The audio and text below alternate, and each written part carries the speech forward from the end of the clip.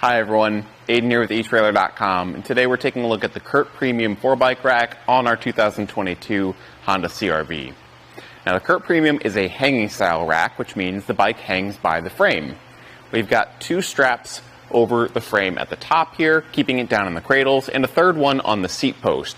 The seat post strap is going to limit that side-to-side movement. It's still there, but it does help limit it and reduce bike-to-bike contact, or in some cases even bike-to-vehicle contact. You can see our front tire doesn't really want to sit still right here, so I might consider adding a cam buckle strap from the tire to the frame just to keep it still. But otherwise, it's going to accommodate a wide range of bikes. Because it's hanging style, we do want to avoid carbon frame bikes, and with alternative frame bikes, we will probably need a bike adapter bar to ensure that it hangs level and properly on the bike rack. But this one has a special design feature where the arms narrow together at the end. This is going to make it more accommodating to kids' bikes right out of the box without the need for a bike adapter bar. Because these arms are closer together, it's easier for those smaller frames to fit over the arms. Now, with this in mind, you do want to make sure you stay within the weight limit of the bike rack. It's got a 180-pound total weight capacity here. Now, there is also an option for a 5-bike version of this that'll have a third set of those kids' bike cradles and a 225-pound weight capacity. So just keep that in mind when you are loading it up and figuring out if your bikes will work well with this rack. Now, I'll go ahead and get the bike rack unloaded, pulling those straps off, just releasing them from the tabs on the cradles, and then we can lift the bike up and away. Pretty straightforward to do. The straps can sometimes get caught on themselves, but not too bad right there. And I'll set this to the side so we can get a closer look at the bike rack itself. The first thing I do want to check out is the fact that it can tilt away. We can't do this with bikes loaded because it will tilt down too far and bikes would make contact with the ground, but that'll allow us to get access to the back of our vehicle. I always like to replace these straps first, but then if we come towards the bottom, we've got a couple points of contact. We'll loosen up this hand knob at the back end, pull out this clip and pin in the center, and then pull up this hand pin right there to lower the whole bike rack down and gain access to the back of our vehicle. So if we need to get something out of the back, we can, or if we just want a place to sit down and change our shoes before or after a ride, we can do that too, and we've got tons of room. Just have to make sure you do it either after you unload your bikes or before you load them back up.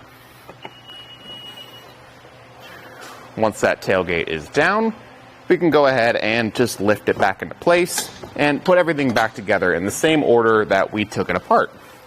The reason there's so many points of contact down here is because this bike rack is motorhome approved and it has to be built a little stronger than most just to be certified to be used in that context. So all of these different measures here help with security and just keep the upright portion of the bike rack more stable. With all that secured, we can get some measurements. I like to start off with how much we're going to be adding to the back of the vehicle here. These arms do stick out a fair bit, adding 37 inches to the back of your CR-V. Now, that's not too bad, especially for 4 bikes.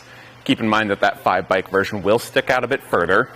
But when the bikes are unloaded, if we want to leave this in the hitch between rides so it's quicker and easier to set up, we can pull this pin and clip at the top, fold the arms down, and reinsert that through the newly aligned holes to condense things down quite a bit. It's only going to be sticking out 12 inches now, and that's this outermost point here at the bottom, so that's way more manageable.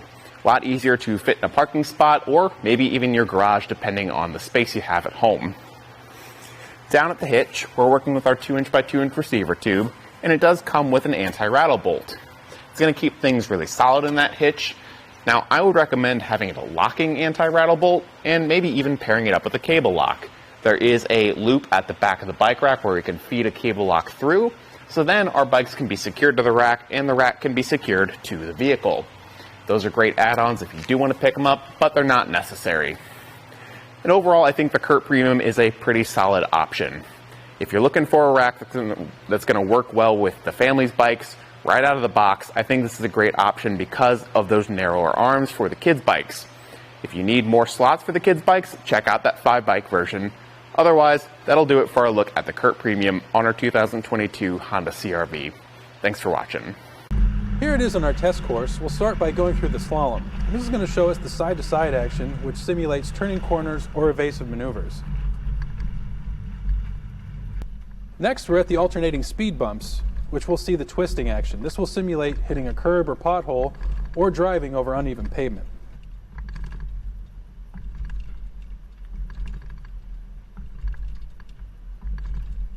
Finally, we have the full speed bumps, where we'll see the up and down action, which is just like driving out of a parking lot, garage, or driveway.